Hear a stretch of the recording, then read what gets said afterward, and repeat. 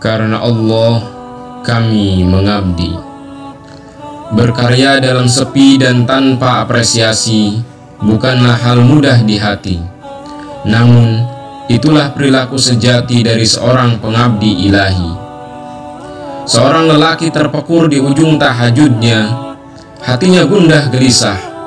Cita-cita tertingginya syahid di medan perang tak jua tergapai. Telah puluhan peperangan jihad fisabilillah dia tempuhi, namun tak satupun musuh yang sanggup mematahkan pedangnya dan merobohkan tubuhnya. Inilah yang membuatnya gelisah. Terbayang olehnya saat memimpin pasukan menaklukkan Romawi dan Jazirah Syam. Semua peperangan dimenangkannya.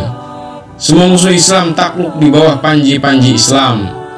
Maka tak heran bila lelaki itu dijuluki panglima yang tak pernah kalah. Bahkan Rasulullah sendiri memberikan gelar Saifullah al-Maslul, pedang Allah yang terhunus. Saat kekhalifahan Umar bin Khattab radhiyallahu an, lelaki ini diberhentikan oleh Khalifah Umar sebagai panglima perang dan kembali menjadi prajurit. Semua prajuritnya sempat protes. Mereka mempertanyakan kebijakan Khalifah Umar yang dinilai keliru. Namun, lihatlah sikap dan perkataannya ketika itu. Lelaki itu menunjukkan proklamasi keimanan. Aku berperang bukan karena Umar, melainkan hanya karena Allah. Tidak ada bedanya aku berperang sebagai panglima atau prajurit. Sebuah demonstrasi tauhid bahwa ia adalah karyawan Allah, bukan karyawan Umar. Lelaki itu dikaruniai kemampuan terbaik dalam berperang dan strategi perang. Maka dia gunakan kemampuan terbaiknya untuk membela agama Allah. Dia melamar menjadi karyawan Allah dan mengakhiri masa tugasnya pun sebagai karyawan Allah.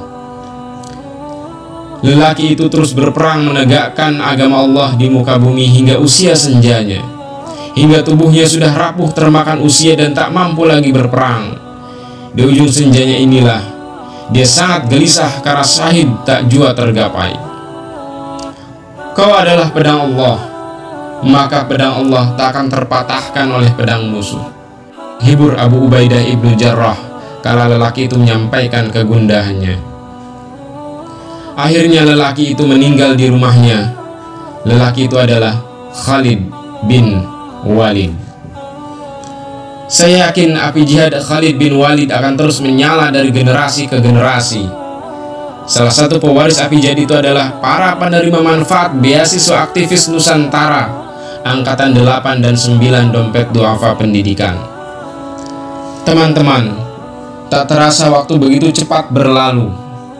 Saya masih ingat saat memberikan sambutan pada pembukaan Future Leader Camp 28 Maret 2019 silam.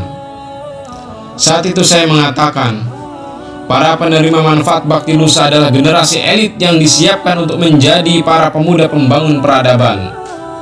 Generasi elit ini bukan untuk gagah-gagahan, melainkan justru sebagai sebuah kehormatan sekaligus beban tanggung jawab untuk memberikan kontribusi terbaik bagi kejayaan Islam dan kemaslahatan umat.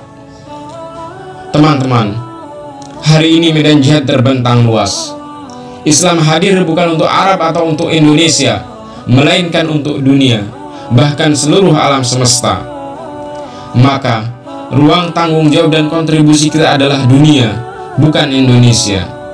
Islam hadir untuk memberikan rahmat bagi alam semesta. Maka mari kita terjemahkan rahmat ini dalam bentuk kontribusi nyata sesuai bidang kompetensi kita. Kesenjangan dan ketidakadilan ekonomi masih menganga lebar di negeri ini. Kemiskinan dan kebodohan masih terus menghantui. Korupsi dan kolusi masih menjadi racun yang menggerogoti. Medan jihad ini lebih luas lagi bila kita berbicara dalam konteks global. Kemerdekaan Palestina, nasib minoritas muslimin Myanmar Uighur, dan para pengungsi Suriah. Belum lagi ditambah masalah pemanasan global, perubahan iklim, kerusakan ekosistem laut, dan polusi dalam skala global. Semua permasalahan itu harus mampu dijawab oleh para pemuda dan pemudi muslim. Karena di pundak mereka lah masa depan Islam dan umat disematkan.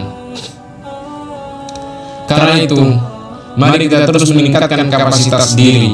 Jangan pernah berhenti untuk belajar dalam arti luas dan sesungguhnya. pantaskan diri kita di hadapan Allah untuk mampu mengemban amanah-amanah besar kepemimpinan, untuk berkontribusi mengubah tatanan dunia menuju tatanan berkeadaban.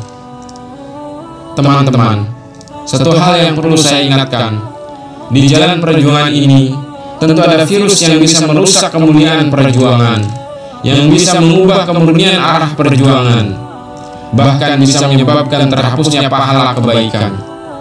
Virus itu adalah keinginan peroleh puji, apresiasi, dan popularitas atau harta dunia yang menyilaukan.